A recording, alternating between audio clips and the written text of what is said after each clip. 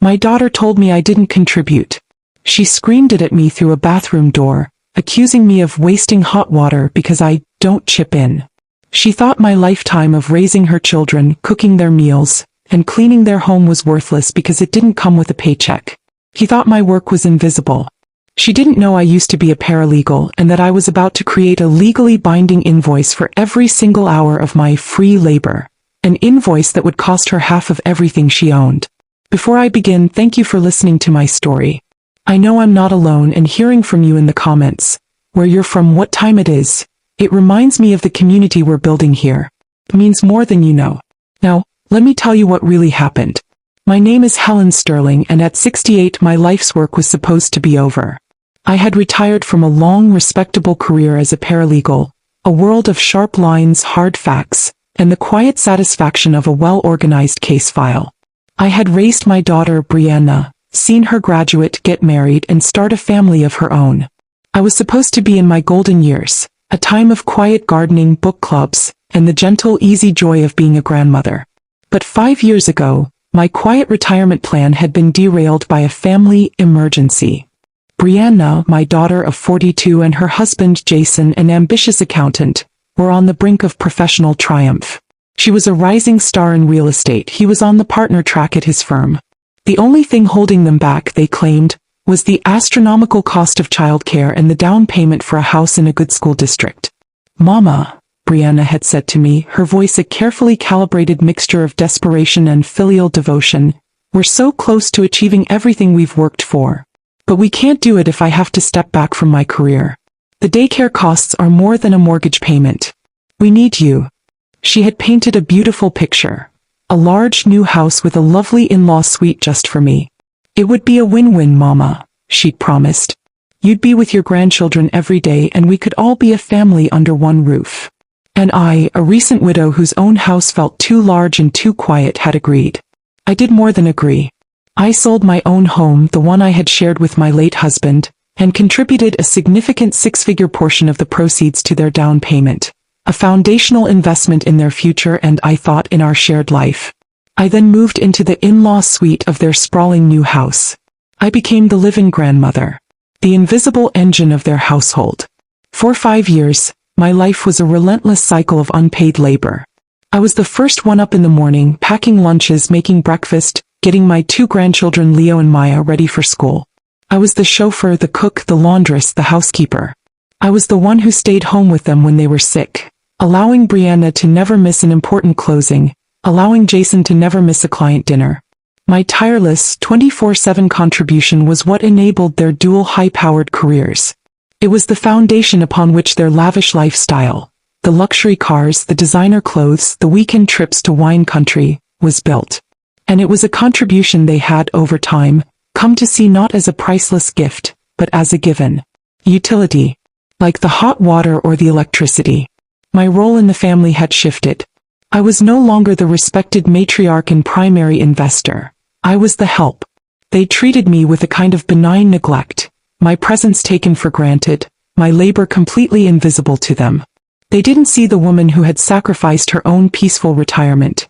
They saw the freeloader who lived in their house, a woman who didn't work and therefore didn't contribute. The slights were small at first, 1,000 tiny paper cuts to my dignity. "Helen, could you make sure the dishwasher is empty before we get home?" Brianna would text me in the middle of the day, a command disguised as a request. "Mom," Jason would say with a sigh, "we're having clients over tonight. Can you make sure the kids stay in their rooms and the house is spotless?" They had forgotten I was a partner in this arrangement. I had become their household manager, an employee whose salary was the roof over my head. I endured it all for the love of my grandchildren. They were my world. In their innocent hugs, in their shared stories about school, I found my purpose, my joy. To leave would be to abandon them to the care of 2 ambitious, self-absorbed parents who were often too busy to even sit down for a meal with them. And so I stayed, swallowing my pride, my hurt, my growing resentment. But their arrogance grew with their success. They had become so accustomed to the seamless, effortless running of their domestic lives that they had forgotten who was pulling the levers. They saw only their own rising stars, their own impressive careers. They had forgotten about the invisible engine humming away in the background, the one that made it all possible. The one they were about to so grievously, so catastrophically underestimate. The day of my most profound humiliation began like any other, in a flurry of domestic activity that was as invisible as it was essential. I had woken at dawn, made a hot breakfast for Leo and Maya, packed their school lunches with little notes of encouragement tucked inside, and driven them to school through the morning traffic. I had returned to a house that was a testament to the chaotic lives of its primary occupants. Breakfast dishes in the sink, towels on the bathroom floor, a trail of expensive shoes and discarded briefcases leading from the front door to the master suite. I spent the next several hours restoring order. I did 3 loads of laundry, I scrubbed the kitchen until the granite countertops gleamed, I vacuumed the entire house, and I prepared a slow-cooked pot roast for dinner, filling the cold, modern house with the warm, comforting aroma of a real family meal. By late afternoon, my back was aching, my feet were throbbing, and my entire being was consumed with a deep, soul-crushing weariness. The only thing I wanted, the only luxury I allowed myself at the end of such a long day was a hot shower. A long, hot shower where I could just stand under the steaming water and let the day's exhaustion, and the 1,000 tiny slights I had endured, wash away. I was in the bathroom, the water cascading over my weary shoulders, the steam filling the small room like a warm, misty cloud, when I heard the pounding on the door. It was not a polite knock. It was an aggressive, impatient banging that made my heart leap into my throat. "Mom." It was Brianna's voice, sharp, cold, and laced with a fury I didn't understand. "What are you doing in there? Are you trying to use up all the hot water on the planet?" I turned off the water, a new, different kind of weariness settling over me. I quickly wrapped myself in a towel and opened the door. She stood there, my daughter, her arms crossed, her face a mask of pure, unadulterated rage. In her hand she clutched the monthly utility bill. "Look at this," she snapped, shoving the paper in my face. "The water bill is almost double what it was last month. Do you have any idea how much this costs?" I stared at her, speechless.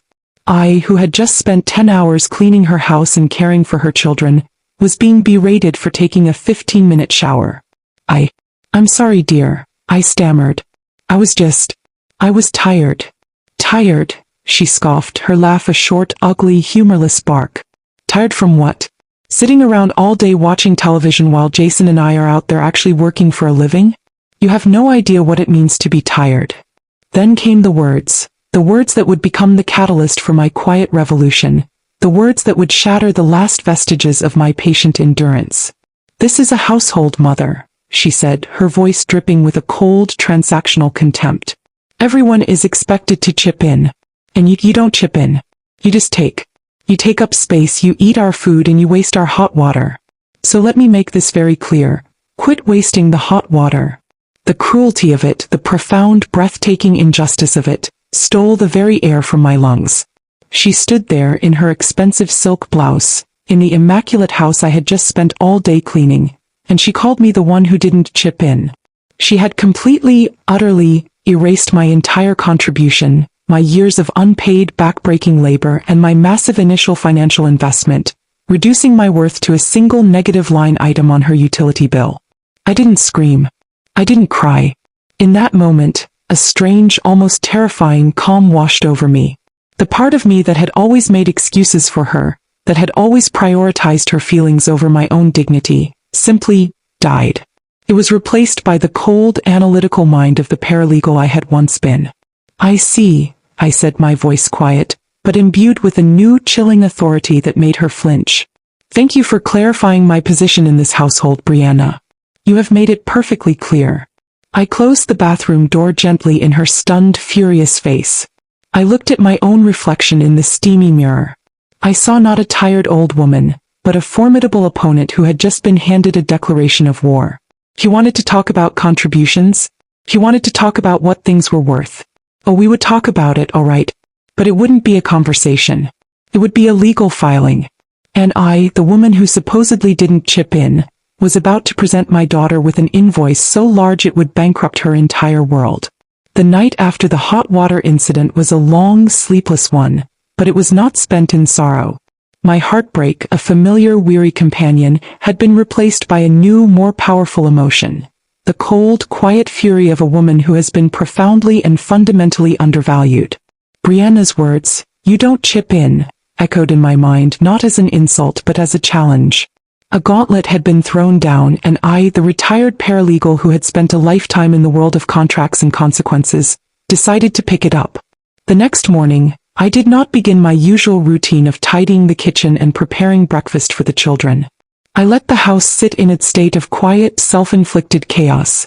Instead, I went to the small desk in my bedroom, retrieved a fresh, new legal ledger I had saved from my old office, and I began my work. My revenge would not be an emotional outburst. That was their game, a game of drama and manipulation I had no interest in playing. My revenge would be a quiet, meticulous, and utterly devastating accounting. If they wanted to view my contribution to their lives in transactional terms, then I would provide them with a transaction history. I would quantify my love. I would put a price tag on my invisible labor. First, I documented my capital investment. I retrieved the closing documents from the sale of my old house and the purchase of this one from my lockbox.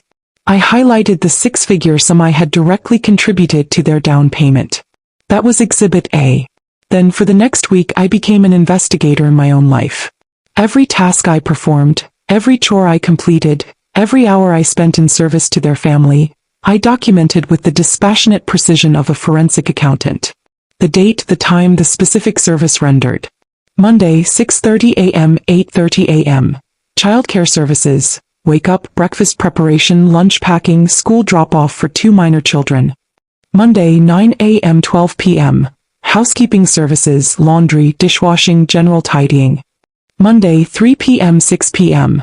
Chauffeur and childcare services, school pickup, homework assistance, snack preparation. Monday, 6 p.m., 8 p.m. Culinary services, dinner preparation, serving, and cleanup. The list grew page after page, a mundane but damning litany of my daily existence. It was a life of constant, unrelenting, and completely uncompensated work. But my ledger was not just about tasks. It was about value. The second phase of my plan involved research. I spent hours on my laptop not looking at family photos, but at the websites of professional service agencies. I researched the market rates in our affluent suburb for every single service I provided. Nanny services for 2 school-aged children, including transportation, $35 an hour. A private chef to cook daily nutritious family meals, $50 an hour, plus the cost of groceries. A professional housekeeper for a 4,000 square foot home, $40 an hour. A personal assistant to manage household scheduling and errands, another $30. I meticulously calculated the numbers, my old paralegal skills sharp as ever. The total value was monumental, a figure so large it was almost comical. The market value of my free labor, the work my daughter had so casually dismissed, was well over $150,000 a year. For 5 years, I had been contributing the equivalent of a massive tax-free executive salary to their household, enabling their second income, their lavish lifestyle, their entire existence. And they had the audacity to berate me for wasting hot water. When I was finished, I had a document. Not a diary of a heartbroken mother, but a case file. A thick, detailed, and utterly irrefutable accounting of my true value, both in capital and in labor. It was a testament not just to my love, but to my profound and profoundly exploited financial contribution to their lives. I looked at the final multi-page document, a quiet, dangerous smile on my face. Brianna and Jason saw me as an emotional, sentimental old woman. They had no idea that beneath the surface of the loving grandmother was a sharp, analytical mind that had just built an ironclad case against them. They had dismissed my work as worthless. They had called me a freeloader. They were about to receive an invoice for my love. A bill so large it would trigger a complete financial implosion. The time for quiet documentation was over. It was time to find a lawyer. It was time to make my invisible contribution painfully and legally visible. With my case file complete, a thick binder containing my down payment documentation and my meticulous ledger of unpaid labor, I knew my next step was to find legal counsel. I didn't just need a lawyer, I needed a warrior. Someone who would see the profound injustice of my situation not as a messy family squabble, but as a groundbreaking case. My search led me to Diane Warren, a legendary litigator whose reputation for dismantling arrogant men preceded her. I made the appointment, my voice on the phone with her secretary calm and resolute. I walked into her sleek top-floor office feeling not like a victim, but like a client with an airtight case. Diane Warren was a woman my age, her eyes sharp and intelligent, her presence radiating a formidable no-nonsense energy. She greeted me with a firm handshake and gestured for me to sit. "Mrs. Sterling," she began, "my secretary said you have a unique family law matter you wish to discuss." "Unique is one word for it, Ms. Warren," I replied, placing my thick binder on her polished glass desk. "Unjust is another." I spent the next hour walking her through my story. I started with my financial contribution. "Exhibit A, Ms. Warren," I said, sliding the closing documents across the desk. "Proof of my six-figure capital investment in my daughter's home." Then I told her of my 5 years as their unpaid nanny, cook, and housekeeper. I told her of their lavish lifestyle, their casual disrespect, and finally of the hot water incident, of my daughter's cruel, dismissive words, "You don't chip in." Finally, I opened the ledger. I showed her the documentation of my daily labor, my research on market rates, and the final monumental number representing the value of my invisible contribution. She was silent for a long time, her sharp eyes scanning the pages, her expression shifting from professional interest to a kind of stunned, incredulous outrage. She looked up from the ledger, then at me, a slow, dangerous smile spreading across her face. "My God, Helen," she said, using my first name with a new, familiar respect. This is magnificent. They called you the one who doesn't chip in?" "They did," I confirmed. "They are fools," she said, a sharp, delighted laugh escaping her. "And their foolishness is about to cost them dearly." She leaned back in her chair, her mind already working, the mind of a legal gladiator who had just been handed the perfect sword. "So what is your desired outcome, Helen? A lawsuit for your initial investment back? A restraining order?" "No," I said, my voice quiet but firm. "Something more. I want my contribution to be legally recognized as a total investment." Her eyebrows shot up, a look of intrigued surprise on her face. "A total investment? Both capital and labor? In what?" "In their primary asset," I replied. "The house. The house they live in, the house my initial down payment helped purchase, and the house my subsequent free labor allowed them to afford, maintain, and build equity in. My work, my 5 years of unpaid full-time work, was a direct and substantial financial contribution to that asset. I wasn't just a nanny, I was an investor. And I want my share of the profits." Diane Warren stared at me, her mouth slightly agape. Then she let out a roar of delighted, appreciative laughter. "Helen Sterling," she said, her eyes shining with a fierce, joyful light, "you are a genius. A stone-cold, legal genius. This is not just a case, this is a landmark. Proving that unpaid domestic labor combined with an initial capital investment constitutes a direct financial stake in a property. It's brilliant. It's audacious. It's almost impossible to win." "Almost?" I asked, my gaze steady. "Almost," she confirmed, her smile widening. "But with this," she tapped my binder, "with your meticulous documentation, with the clear causal link between your labor and their ability to earn and maintain their assets, I think we have a fighting chance. I think we have a beautiful, beautiful case." She stood and began to pace her office, a new, predatory energy in her step. "We will file the lawsuit immediately. We will demand not just a return of your initial investment, but a legal stake in the property. We will subpoena their financial records. We will prove that without your dual contribution of capital and labor, their entire financial world would have collapsed years ago." She stopped and looked at me, her eyes blazing with a shared, righteous fury. "They thought your work was worthless, Helen. We are about to prove in a court of law that your work was worth half of everything they own. They are about to get a very expensive education in the economics of a mother's love." I left her office that day feeling not like a heartbroken old woman, but like a titan. The quiet, underestimated paralegal had just partnered with the most formidable lawyer in the city. And together we were about to rewrite the rules, not just for my family, but for every woman whose work had ever been rendered invisible. The lawsuit, when it was filed, landed on my daughter's doorstep with the force of a tectonic shock.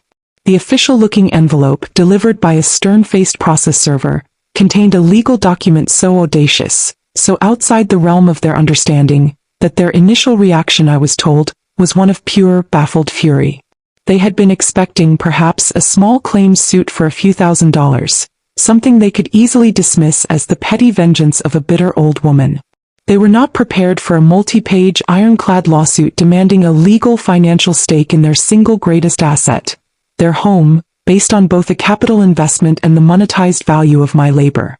Their lawyer, a slick corporate litigator named Mr. Davenport, immediately filed a motion to dismiss, calling my claim frivolous, without merit, and a gross misinterpretation of familial duty. His argument was simple and insulting.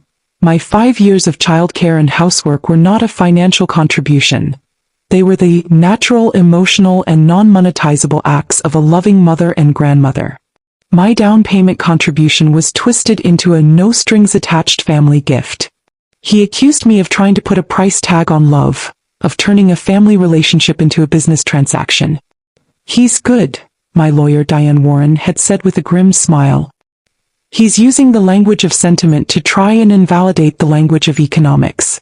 He's going to argue that your work had emotional value, not market value." "And what is our response?" I had asked. "Our response," Diane had replied, her eyes gleaming, "is to prove that they are one and the same. We will prove that your emotional contribution had a direct, quantifiable, and monumental market value that they have been happily exploiting for half a decade." The battle that followed was a war of numbers, of spreadsheets, of expert testimonies. Their legal team tried to paint me as an ungrateful guest who had been given free room and board. Our legal team, in response, presented the evidence with a cold, brutal, and undeniable clarity. We presented the closing documents showing my 6-figure down payment. That was a blow from which their lawyer never fully recovered. But Diane didn't stop there. She wanted to prove the larger, more revolutionary point. We had an expert witness, a forensic economist who analyzed my ledger of labor. She took my meticulous records of hours worked and applied the current market rates for every single service I had provided. Nanny services, an average of 40 hours a week. Private chef services, 21 meals prepared per week. Housekeeping services, 15 hours a week. Chauffeur services, tutoring services, household management services. The final number she presented to the court was astronomical. Based on a conservative estimate, the economist testified, Mrs. Sterling has provided her daughter and son-in-law with professional domestic services valued at approximately $154,000 per year for 5 consecutive years. A total contribution of over $770,000. A shocked murmur went through the courtroom. I saw Brianna's face go pale. Jason, her husband, just stared, his mouth slightly agape. Then Diane presented her masterstroke. She called a real estate financial analyst to the stand who presented a detailed analysis of their mortgage and income. His conclusion was damning. "Your Honor," he stated, "based on their combined declared income, the defendants, Brianna and Jason, could not have afforded the mortgage payments on their home for any of the past 5 years without either the initial large capital injection for the down payment, or the equivalent value in free domestic services, or, as is the case here, both." He then presented his final slide, a chart that showed their income on one side and the market value of my unpaid labor on the other. The 2 lines were almost identical. "In essence, Your Honor," he concluded, "Mrs. Sterling's invisible labor was the very financial pillar that allowed them to build equity in their home. Her work was, in every practical economic sense, a direct, ongoing investment." Their lawyer tried to fight back, blustering about the sanctity of family. Diane's cross-examination was a surgical dismantling of their hypocrisy. "Is it your position, counselor," she asked, "that a grandmother's love is indeed priceless?" "Of course," he sniffed. "Then why," she asked, turning to look at my daughter, "did your client put a price on it? Why did she decide her mother's love wasn't even worth the price of the hot water she used to wash the dishes after cooking a meal for her entire family?" The courtroom was silent. The hypocrisy had been laid bare. They had called my work worthless. But the numbers, the cold, hard numbers, told a different story. They told a story of a massive financial contribution. They told a story of my value. And now we waited for the judge to deliver the final, official price tag. The judge, a woman in her late 50s with sharp, intelligent eyes that seemed to miss nothing, took a full week to deliberate. It was an agonizing 7 days, A week spent in a state of suspended animation, my entire life, my entire sense of worth, hanging in the balance. I tried to keep busy, to tend my small garden at the senior apartment complex I had moved into after finally leaving my daughter's house. But my mind was in that courtroom, replaying every word, every piece of evidence, every subtle shift in the judge's expression. My lawyer Diane was confident. "We have the facts, Helen," she had told me. "We have the numbers. Their case is built on sentiment and hypocrisy. Ours is built on a ledger. In a court of law, the ledger always wins." But I was not so sure. The world, I knew all too well, had a long history of devaluing the work of women, especially the quiet, domestic, invisible work of mothers and grandmothers. To legally recognize that work is a financial investment, it was a bold, almost revolutionary concept. I prayed the judge was a revolutionary. The day of the verdict, the courtroom was tense. Brianna and Jason sat at the opposing table, their usual arrogant confidence replaced by a pale, nervous apprehension. They had, I think, finally begun to understand the magnitude of their miscalculation. They had thought they were fighting their simple old mother. They had no idea they were fighting a legal and economic argument that had the power to trigger a complete financial implosion. When the judge entered, a hush fell over the room. She began by addressing my daughter and son-in-law directly, her voice cold, clear, and utterly devoid of sympathy.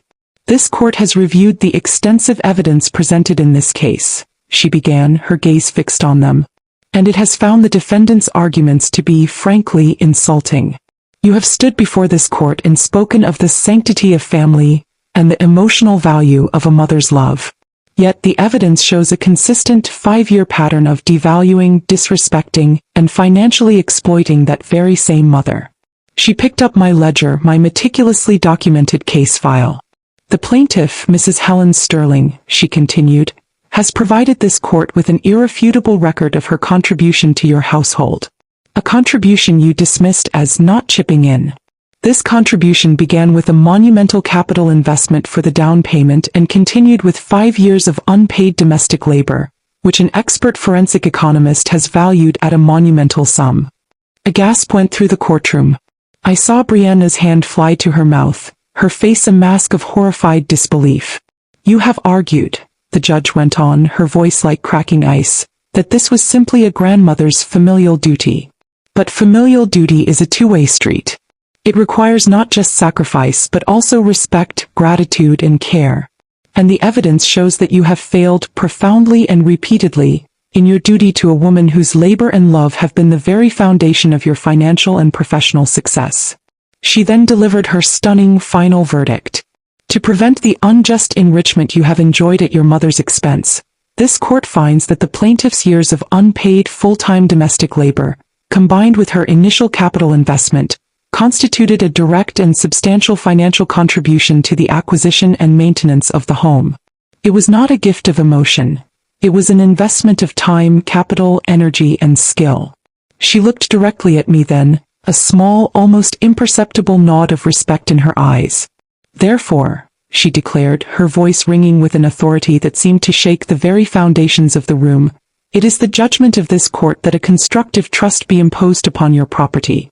You are hereby ordered to award the plaintiff, Mrs. Helen Sterling, a financial stake in your home equivalent to 50% of its current market equity. Half the house." The words echoed in the silent courtroom. She had not just validated my work, she had given it a price tag. And that price tag was half of everything they owned. Brianna and Jason just sat there, stunned into a complete, abject silence, their faces ashen. Their world, their beautiful, expensive, carefully constructed world, had just been legally, officially, and publicly cut in two. The judge wasn't finished. "You are ordered to either buy out your mother's 50% share within 90 days, or the property is to be sold and the proceeds divided accordingly. This court," she added, a final, sharp warning in her voice, "advises you to comply." I walked out of that courtroom a different woman. I had entered as a mother seeking justice. I left as a legal precedent. My quiet, worthless work had been seen, it had been valued, and it had been given its due. The aftermath was a swift, satisfying unraveling of their lives. Unable to buy me out, they were forced to sell their beautiful home. Half of the substantial proceeds were transferred directly into my bank account. They were forced to move into a small, modest rental, their lavish lifestyle a thing of the past. My revenge was complete. But it wasn't just about the money. It was about the acknowledgement. It was about the simple, powerful truth that a mother's work, a woman's work, whether it comes with a paycheck or not, has value. A truth that was now, thanks to my lawsuit, a matter of public legal record. I had not just won a case, I had reclaimed my worth. And that was a victory more precious than any amount of money.